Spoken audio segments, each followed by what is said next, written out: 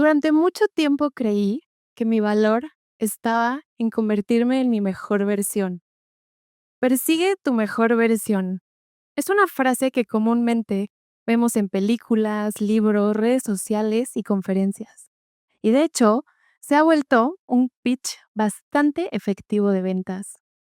Hasta que un día me di cuenta de algo inquietante. Esta versión y esta frase aparentemente inofensiva, para mí, se convirtió en mi cárcel. Una cárcel silenciosa en donde todo tenía que salir bien. Una cárcel en donde el error era imperdonable y la incomodidad inaceptable. Y viví tanto tiempo ahí hasta que me di cuenta que esa mejor versión que yo perseguía no era mía. Era una mejor versión que el mundo me había vendido. Y perseguirla me dejó como absoluto un miedo a fallar y un vacío muy profundo. Y de repente encontré con que nada era suficiente. Yo no era suficiente. Pero, ¿qué significa realmente ser suficiente? Si lo pensamos, el concepto suficiente es una meta que siempre parece moverse. Hoy es ser suficientemente disciplinado. Mañana, suficientemente productivo y después, suficientemente exitoso o suficientemente feliz. Y cuando ya creemos haber llegado, cuando creemos haberlo alcanzado, aparece un nuevo estándar que nos dice que aún no es suficiente, que aún no basta y que nosotros somos el error. Y así, vivimos toda nuestra vida persiguiendo una sensación que nunca termina de alcanzarnos. Desde pequeños, inocentemente nos enseñan que siempre tenemos que alcanzar cierto estándar, alcanzar el 10 o ser perfectos en cierta disciplina. En mí, esto se instauró de una forma en la que mi pensamiento se volvió, como lo denomina Aaron Beck, un pensamiento polarizado. Es decir, empecé a ver la vida en totales extremos. Y así se veía mi mente. O era exitosa o era fracasada. O era bonita o era fea, o era exitosa o no lo era, o era flaca o era gorda. O era suficiente o era insuficiente. O era perfecta o era imperfecta. Quiero que cierres tus ojos un segundo.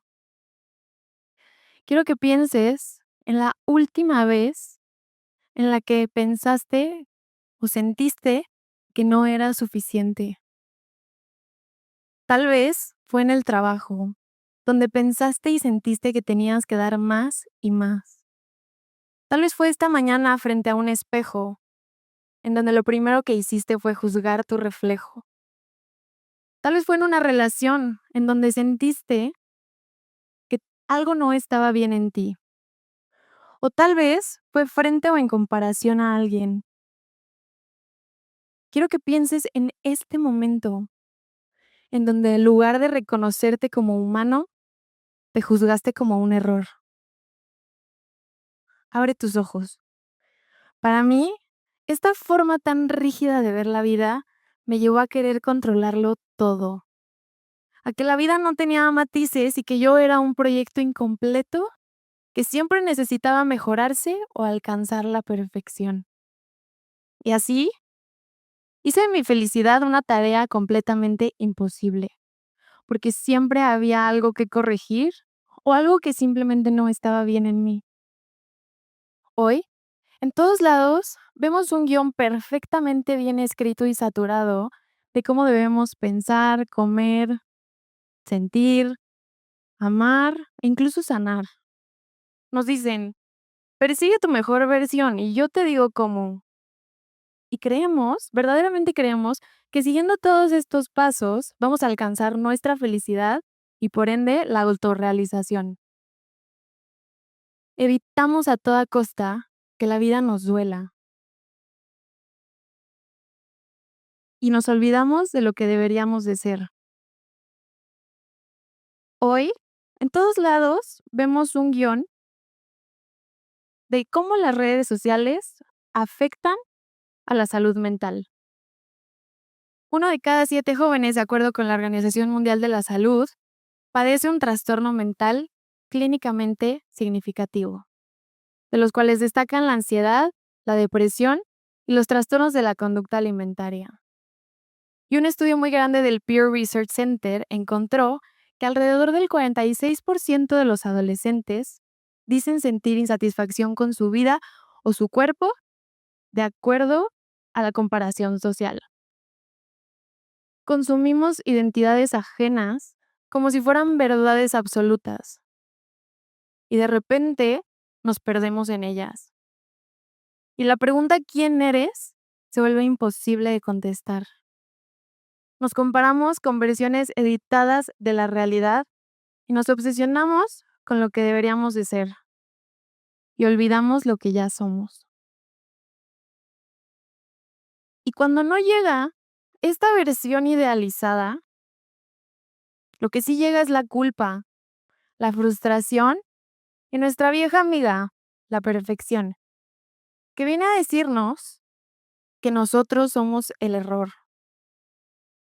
El perfeccionismo llega a nuestra vida disfrazado de disciplina y se convierte en nuestro pensamiento central.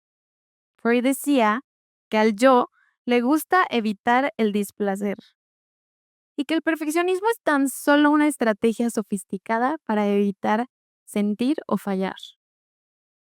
Pero en realidad no nos da miedo fallar, nos da miedo sentir lo que viene después. Miedo a lo que no puedo controlar, a lo ambiguo, miedo a lo gris. Curiosamente, si buscamos la definición de gris, encontramos algo interesante. El gris comúnmente es descrito como un color sin chiste, sin brillo, sin luminosidad, sin intensidad e incluso sin vida. Pero también es el color que se forma cuando la luz y la sombra se encuentran. Para explicarles un poquito cómo se puede ver el pensamiento polarizado el pensamiento de una persona con rasgos perfeccionistas o controladores, les voy a poner un ejemplo. Ellis nos explicaba en muy breves palabras, se los voy a explicar, que conductualmente hay A, B y C. A es cualquier evento detonador en mi vida. Es lo que me dice qué pasó.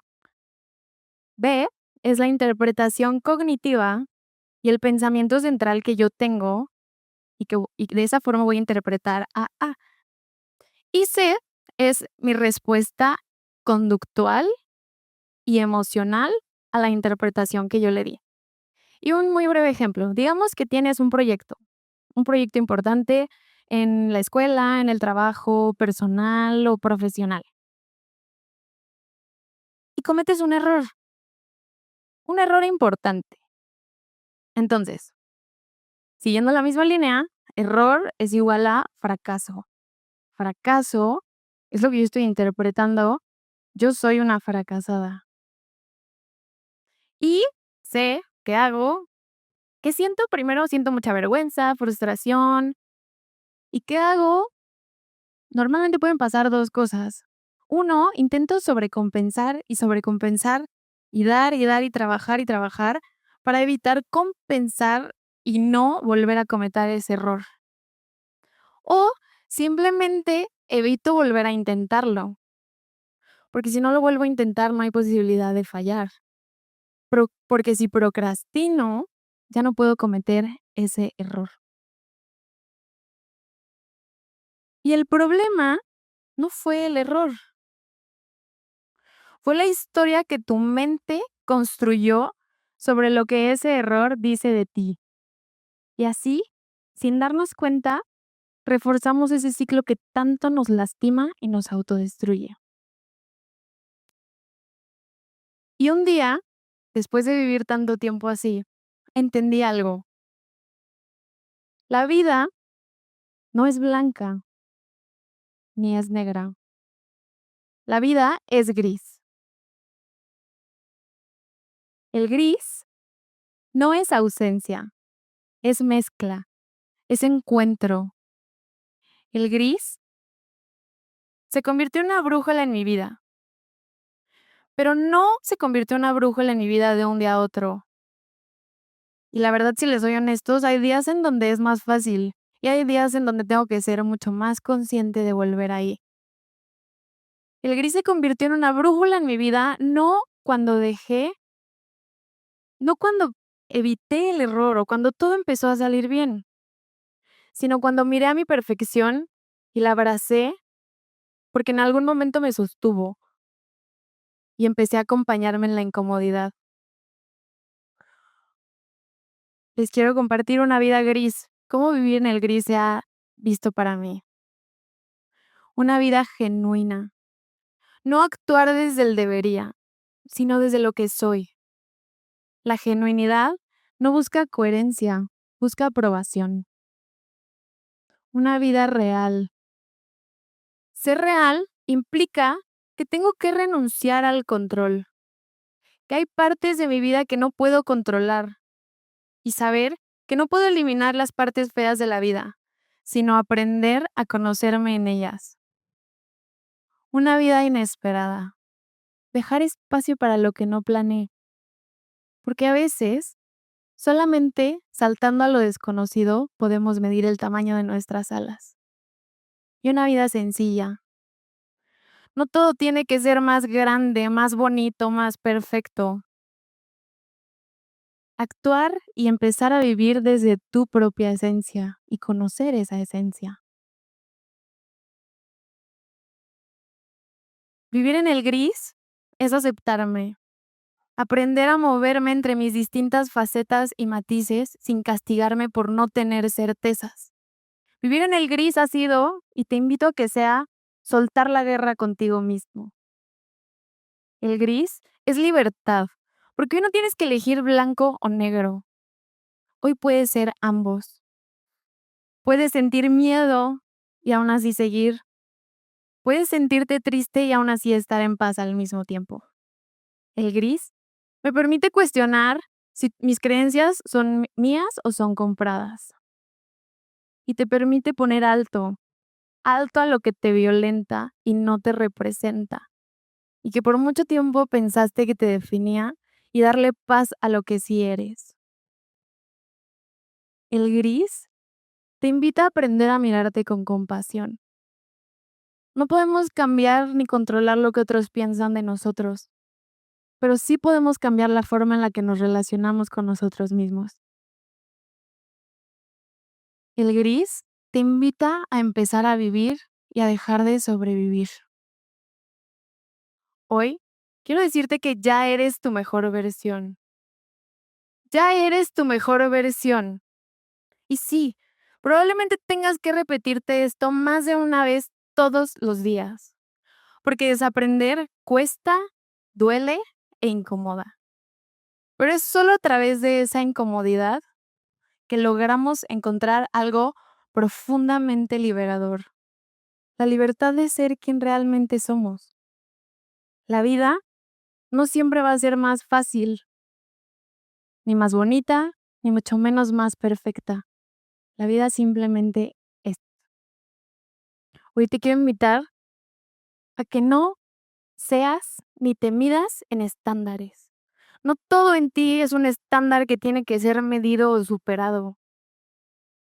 Hoy te quiero invitar a que salgas de esa cárcel perfecta en la que tantos hemos vivido, a que sueltes la idea de perfección y abraces tu versión más real, humana e imperfecta, tu versión más genuina, real, inesperada y sencilla, a que sueltes el diálogo que te has repetido toda tu vida y encuentres tu propia voz. Hoy te quiero compartir una frase que me ayudó a integrar a mí el gris a mi vida. Quien aprende a mirar más allá de los velos que nos cubren, encuentra siempre belleza. Y quien consigue contemplar la belleza, se enamora de sí mismo, de los demás y de la vida. Y una cosa es vivir y otra muy distinta vivir enamorado. Vivir enamorado de tu gris. Porque ahí hay calma. Vivir en el gris está tu calma y tu paz. Y justo ahí, entre tus luces y tus sombras, está tu verdadera mejor versión, la real. Gracias.